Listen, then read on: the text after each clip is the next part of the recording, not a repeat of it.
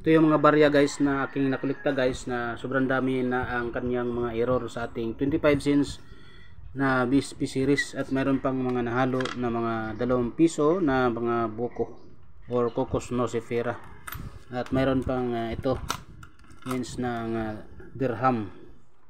So tingnan natin guys kung ano ang mga nagiging error nito, dahil mayroon tayong na hunt na isang piraso na 2014 na 25 centavos na napakagandang ito guys. So tabi natin to guys, dahil marami pa tayong titingnan. Mo sa likod guys, di ba nabura na yung mga naka-lettering niya dito na Bangko Sentral ng Pilipinas, yan burado na. So yan ang napakagandang error guys. So ito rin guys, kapag nalinisan natin ito, makikita natin na mayroon din itong kaibahan. Mayroon ding nangyaring error dito dahil nauubos na sa kalawang ang kanyang mga lettering na mga kasulat na Bangko Sentral ng Pilipinas, or ang nakasulat na Republika ng Philippines or Republic of the Philippines. Yung sa likuran naman ay ang Bangko Sentral ng Pilipinas. So kapag nalinis natin ito guys, makikita natin ang napakadaming nagiging error dahil sa kalawang. Dahil ito ay mayroong composition na steel, kaya mabilis lang siya nagkakaroon ng kalawang kapag nahulog sa lupa. So 2014 din ito guys, so dalawa ng ating error na 2014. At ito naman guys ay mayroong taon na 1995. So napakagandang error din ito dahil nabubura na rin ang kanyang mga lettering. At ito rin sa likod, kinain na rin ng kalawang. So ito ay nagiging error na rin. So hindi naman ito sinasadya ng ating mga kamay. Ito ay dahil sa kalawang kaya nagkaroon ng maraming error. So linis lang kailangan ito guys, at dahil hindi tayo professional maglinis, hindi tayo gaano marunong, kaya ingatan natin ating mga barya para hindi masisira at hindi magasgasan ng kanyang kondisyon. Siguro punas-punas lang ito guys, dahil masisira kapag kinuskos natin ng husto.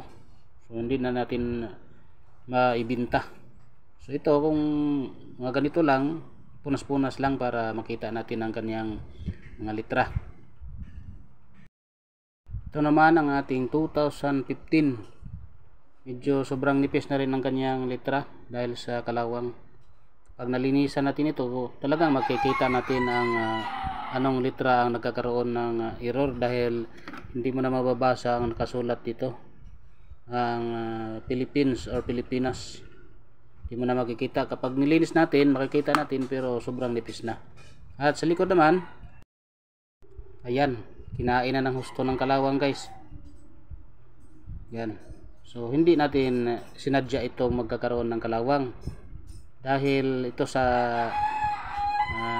napabayaan, nahulog sa lupa at nagkaroon ng maraming kalawang, kaya nagiging error na siya. Dahil yung barya natin ay mayroong mga bakal ang kanyang mga komposisyon, magnetic. So marami pa tayong titingnan dito guys, 4 pa lang yung nakuha natin. So itong lahat guys ay mayroon itong mga napakagandang mga error guys. Dito tayo guys sa ating 2014 guys, sa ating sirkulasyon ay mayroon itong 30%.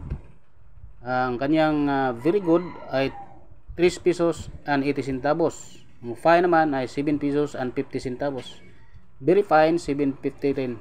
Extra fine 13 pesos. About uncirculated 21 pesos. Uncirculated 30 pesos.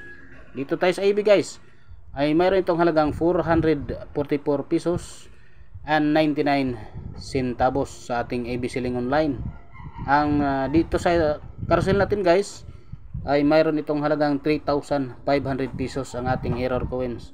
So yun guys, ingatan nyo mabuti ang inyong mga napakagandang mga error na coins, dahil pwede nyo ibenta doon sa ating mga selling online sa eBay at sa carousel.